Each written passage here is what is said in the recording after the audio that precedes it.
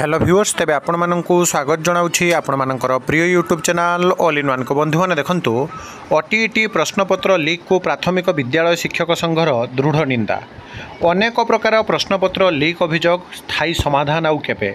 Board कार्यालय हड़ताल सांगू प्रश्नपत्र लीक्र जांच हो बोली शिक्षा मंत्री नित्यानंद गंडकर प्रतिश्रुति। कंप्लीट वीडियो देखिए विशेषकर वर्तमान समय ओटीईटी जो मैंने भी इन सर्विस टीचर मैंने खबर प्रकाश कर ओटीईटी दबा ना आमको प्रमोशन दियो सेंटर जाई आम फेरी आसीचु। देखंतु प्रथम जो पेपर आर्टिकल आपण मैंने सबू जगार आज पाइपर ओटीईटी प्रश्नपत्र लीक को प्राथमिक विद्यालय शिक्षक संघर दृढ़ निंदा। परीक्षा तारीख तुरंत घोषणा हो 2012 पूर्वर निजुक्त शिक्षक मानू ओटीईटी बाध्यतामूलक न करा जाऊ।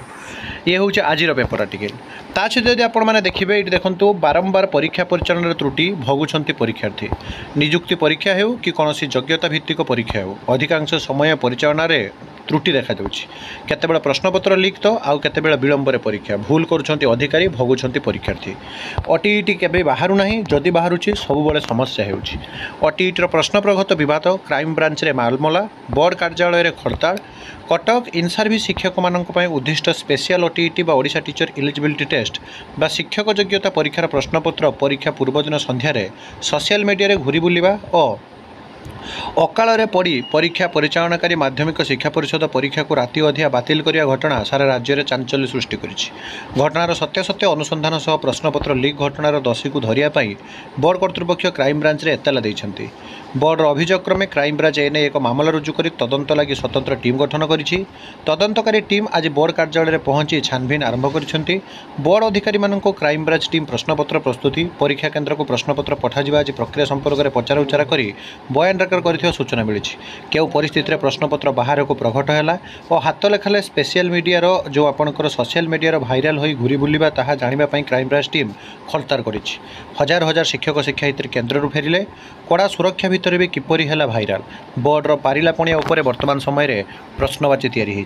सेपटे मंत्री परीक्षार किछि घंटा पूर्व लीक होईछि ओटीईटी प्रश्नपत्र मोबाइल प्रश्नपत्र घूरी बुलवा पर सरकार परीक्षा को रद्द कर सांघातिक मामलें प्रतिक्रिया रखिंट विद्यालय गण शिक्षा मंत्री नित्यानंद गंड तांकर कहिबा कथा जे नवरंगपुर सहर में विभिन्न प्रकल्पर लोकार्पण उत्सव अवसर में गणमाध्यम को सरकार आभिमुख्य संपर्क में सूचना देते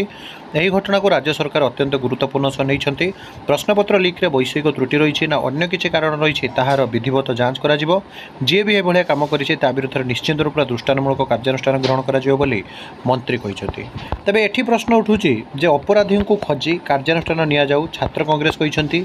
हजार हजार शिक्षक शिक्षयित्री जो केन्द्र फेरिले हठात उपर राति अधिया जो नोटिस ऑफिशियल साइट रे आसी नथिला तेणु समस्ते वर्तमान समय खबर प्रकाश करिसेंति एवं प्राथमिक शिक्षक संघर जो दाबी रही है 2012 पूर्व निजुक्त शिक्षक मानक पय ओटीईटी बाध्यतामूलक न हो सेमानको प्रमोशन दे दिया जाऊ। बाकी एबे देखिया पय बाकी रहिला जे आगामी दिन में सरकार कौन निष्पत्ति नेउछंती एवं निश्चित भाव में सरकार ए दिगरे पदक्षेप नेबा उचित जो माने दोषी कठोर कार्यानुष्ठान देबा दरकार। तो यही सब ऑथेंटिक जेन्युइन और ट्रस्टेबल इनफॉरमेशन पाई चैनल को सब्सक्राइब लाइक शेयर करंतु एक नया वीडियो सहित पुणी थे आपको आसबि बंधु उत्कल जननी।